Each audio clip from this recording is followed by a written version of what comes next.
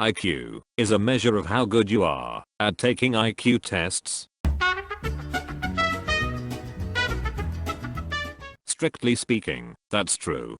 However, there's a generally recognized concept of Spearman's G which shows that ability across multiple disciplines is correlated. It is presumed that this is general intelligence, but underlying causative proof has yet to be found. IQ test performance correlates strongly with G, and indeed IQ tests are designed specifically to do so. Other types of psychometric tests exist for other possible/plausible abilities or characteristics. At the same time, performance on IQ tests is also strongly correlated with success in life in multiple fashions.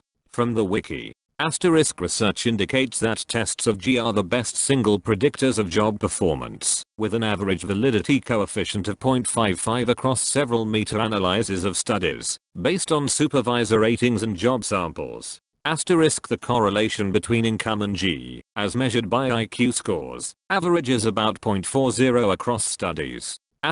Many social behavior problems, such as dropping out of school, chronic welfare dependency, accident proneness, and crime, are negatively correlated with G independent of social class of origin. It's important to note that the score on IQ tests isn't the end-all and be-all of intelligence, happiness, or success. Something that took me too many decades to appreciate is that intelligence is useful, but that's no different than being good looking is useful. It doesn't inherently make you a better person or a worse person. It's simply useful in certain applications, much like being tall is useful if you're trying to get something from a high place. The final score on an IQ test is an average of the various parts that are tested. You are scored separately for stuff like maths, comprehension, logic, coding, decoding, language, etc. If all of these values are somewhat similar, then you are deemed normal for IQ. If one has a much higher score, then it shows an area in which you excel.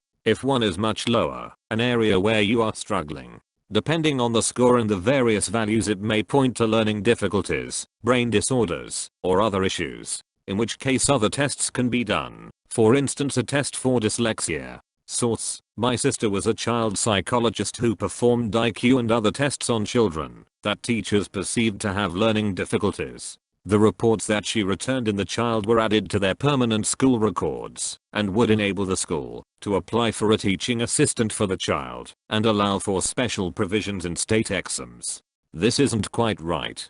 IQ is generally measured by combining index scores of various CHC abilities. The most highly weighted would be your verbal comprehension, but processing speed, fluid reasoning, working memory, and visual processing are all considered as well. The measurements you're talking about are actually measures of achievement. The difference being that cognition is intended to measure your ability, while achievement measures what skills you've actually learned. Also, similar scores don't mean you have average intelligence. You can have similar scores at any spot on the normal curve, from several standard deviations below average to several deviations above average. In fact, we use the combined score I mentioned and compare that result to a sample of the population. If you fall into one standard deviation above or below the mean, you are technically of average intelligence. Complicating this is the fact that FSIQ, the combined score, does not indicate if someone has a flat profile or if there is scatter.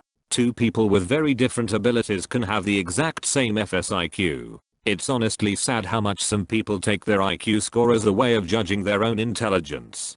Do we have a better measure? How much do you/can you gain by studying for the test? Oh, hello, I'm Reddit Spree. I make videos to cover the best posts on /ShowerThoughts for you. Tap subscribe and hit the bell next to it so you never miss a video. Comment your own thoughts below.